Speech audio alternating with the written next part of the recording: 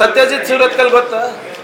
ಸತ್ಯಜಿತ್ ಸೂರತ್ಕಲ್ ಅವರು RSS ಕಟ್ಟ ಅಭಿಮಾನಿ, RSS ಅಲ್ಲೇ ಹುಟ್ಟು ಬೆಳೆದವರು.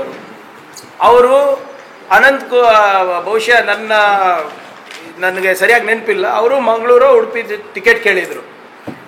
ಮೊನ್ನೆ ಕೂಡ ಒಂದು ಪ್ರೆಸ್ ಮೀಟ್ ಮಾಡಿದ್ರು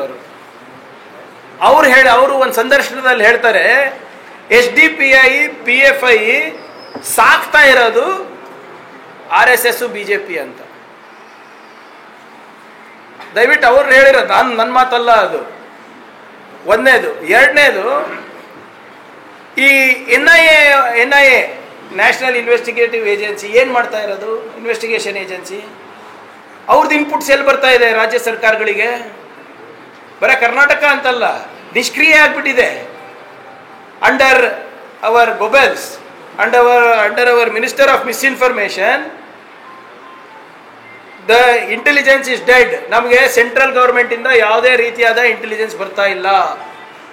ಈಗ ರಾಜ್ಯದ ನಾವು ನೋಡ್ಕೋಬಹುದು, ರಾಷ್ಟ್ರ ಇಂಟೆಲಿಜೆನ್ಸ್ ನಮ್ಗೆ ಕೊಡ್ಬೇಕಲ್ಲ ಅವರು. SDPI ಎಲ್ಲೆಲ್ಲಿ ತಲೆ ಎತ್ತಾ ಇದೆ, IS ಎಲ್ಲಿ ತಲೆ ಎತ್ತಾ ಇದೆ. ಇವ್ರದ್ದು ಇಂಟೆಲಿಜೆನ್ಸ್ ಎಷ್ಟು ಚೆನ್ನಾಗಿತ್ತು ಅಂದರೆ, ಈ ಹಿಂದಿನ ಸರ್ಕಾರದಲ್ಲಿ ಮಂಗಳೂರಿನ ಕುಕ್ಕರ್ ಬ್ಲಾಸ್ಟ್ ಆದಂಥ ವ್ಯಕ್ತಿ ತರಬೇತಿ ಎಲ್ಲಿ ಪಡೆದಿದ್ದ ಸರ್? ಅರ್ಗ ಜ್ಞಾನೇಂದ್ರ ಅವರ ಕಾನ್ಸ್ಟಿಟ್ಯೂಯೆನ್ಸಿನಲ್ಲಿ, ತೀರ್ಥಹಳ್ಳಿನಲ್ಲಿ. ಅರ್ಗ ಜ್ಞಾನೇಂದ್ರ ಯಾರಿದ್ರು? ಅವಾಗಿನ ಹೋಮ್ ಮಿನಿಸ್ಟರ್. ಅವ್ರ ಅಂಗಳದಲ್ಲಿ ಒಬ್ಬ ಟೆರರಿಸ್ಟ್ ಹೋಗಿ ಟ್ರೈನಿಂಗ್ ತಗೋತಾನೆ, ತರಬೇತಿ ತಗೋತಾನೆ ಅಂದರೆ ಇವ್ರ ಇಂಟೆಲಿಜೆನ್ಸ್ ಎಷ್ಟು ಚೆನ್ನಾಗಿರ್ಬೋದು. ನಮಗೆ BJPಗೆ ಏನು ಡಿಫ್ರೆನ್ಸ್ ಅಂದರೆ, ಕಾಂಗ್ರೆಸ್ ಸಮಾಜ್ಕೋ ಜೋಡೋ ಜೋಡೋ ಅನ್ನುತ್ತೆ, ಅವ್ರ ಸಮಾಜ್ಕೋ ತೋಡೋ ತೋಡೋ ಅಂತ, ಅಷ್ಟೇ ಡಿಫ್ರೆನ್ಸ್. ಕಾರ್ಯಕರ್ತರು ಒಬ್ಬ ಅಂತೂ ಅಫಿಷಿಯಲ್ ಕಾರ್ಯಕರ್ತರು, ಅವ್ರ ಸಹೋದರ ಇನ್ನೊಂದು ಯಾವುದೋ ಇದು ನಡೆಸ್ತಾರಂತ, ಯಾವುದೋ ದಳನೋ ಯಾವುದೋ ನಡೆಸ್ತಾರೆ, ಹಸಿರು ದಳನೋ ಯಾವುದೋ ದಳ. ಅವರೇ ಕಂಪ್ಲೇನೆಂಟ್, ಅವನೇ ಪ್ರತಿಭಟನೆ ಮಾಡೋದು, ಅವನೇ ಹೊಡೆಯೋದು, ಅದಕ್ಕೆ ಬೆಂಬಲ ಕೊಡೋದು ನಮ್ಮ ಅಪರಂಜಿ, ನಮ್ಮ ಚಿತ್ತಾಪುರ್ ಇದು ಯಾರು ಅಭ್ಯರ್ಥಿ. ಆಮೇಲೆ ಅವ್ರಿಗೆ ಬೆಂಬಲವಾಗಿ ನಿಲ್ಲೋದು ನಮ್ಮ BJP ಯಾವುದು ಬ್ಲಾಕ್ ಪ್ರೆಸಿಡೆಂಟ್ಗಳು, ತಾಲೂಕಿನ ಬ್ಲಾಕ್ ಪ್ರೆಸಿಡೆಂಟ್. ಇದು ನಡೀತಾ ಇದೆ. ಯಾವ್ದ್ರಿ ಅದೆಲ್ಲ ಎಲ್ಲಿದ್ದಾರೆ ಕೇಳಿ. ಇವಾಗ ಯಾಕೆ ಬರ್ತಾ ಇಲ್ಲ ಹೊರಗೆ? ಅವ್ರಿಗೆ ಟೆಂಟ್ ಹಾಕ್ಕೊಡ್ಲೇನು? ಯಾರ್ಯಾರು ಅವಾಗ ಪ್ರೊಟೆಸ್ಟ್ ಮಾಡಿದ್ರು ಅವರಿಗೆಲ್ಲ ಟೆಂಟ್ ಹಾಕ್ಕೊಡ್ತೀನಿ, ಬರ್ಲಿ ಕೂಡ್ಲಿ DC ಆಫೀಸ್ ಮುಂದೆ. BJP ಅವರಿಗೆ ಡಿರಿಜಿಸ್ಟರ್ ಮಾಡ್ರಿ ಪಾರ್ಟಿ, ಒಂದು ನ್ಯಾಷನಲ್ ಪಾರ್ಟಿ ಅನ್ನ. ಯಾವುದು? ಅದೇ ಸಮಾಜದಲ್ಲಿ ವಾತಾವರಣ ಕುಲಷಿತ ಮಾಡಬೇಕು, ನನಗೆ ಕೆಟ್ಟ ಹೆಸರು ಬರಬೇಕು, ಪ್ರಿಯಾಂಕರ್ಗೆ ಏನು ಹಿಂದೂ ವಿರೋಧಿ ಅಂತ ಬಿಂಬಿಸ್ಬೇಕು. ಇವ್ರದಂತೂ ಏನಿಲ್ಲಲ್ಲ. ಇವ್ರೇನು ಮಾಡಿದಾರ್ರಿ ಬಸವಣ್ಣ ಅವರಿಗೆ? ನಾವು ಅಟ್ಲೀಸ್ಟ್ ನಮಗೆ ಅವಕಾಶ ಸಿಕ್ಕಿದಾಗೆಲ್ಲ ನಾವು ಬಸವಣ್ಣನವರ ಹಾದಿನಲ್ಲಿ ನಡೆದಿದ್ದೀನಿ. ಸೋಷಿಯಲ್ ವೆಲ್ಫೇರ್ ಮಿನಿಸ್ಟರ್ ಇದ್ದಾಗ ಪ್ರಬುದ್ಧ ಅಂತ ಯೋಜನೆ ತಂದೆ. ನಿಮ್ಮ ವಚನ ಸಂಗ್ರಹಾಲಯ ಈ ಸರಿ ನಾವು ತಂದಿದ್ವಿ. ಸಾಂಸ್ಕೃತಿಕ ನಾಯಕ ಅಂತ ಘೋಷಣೆ ಮಾಡಿದ್ದಂಥ ಪತ್ರ ನಾನು ಬರೆದೆ.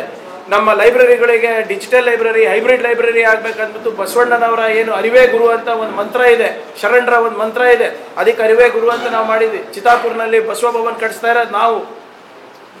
ಇವ್ರೇನು ಮಾಡಿದ್ದಾರೆ ಹೇಳಿ? ಇಷ್ಟು ಯಾರನ್ನ ಮಾಡಿದ್ದಾರೆ? ನೀತಿ ಇರ್ಬೋದು, ಇದು ಇರ್ಬೋದು. ಸುಮ್ಮನೆ ಹೆಸರಿಗೆ ಮಾತ್ರ ಇವರು, ಕಾರ್ಯಕ್ಕೇನೂ ಇಲ್ಲ. ಕಾಯಕವೇ ಕೈಲಾಸ ಅಂತ ನಾವು ನಂಬ್ಕೊಂಡು ಹೋಗ್ತೀವಿ. ಅವ್ರ ಕಾಯಕನೇ ಬೇರೆ ಇದೆ.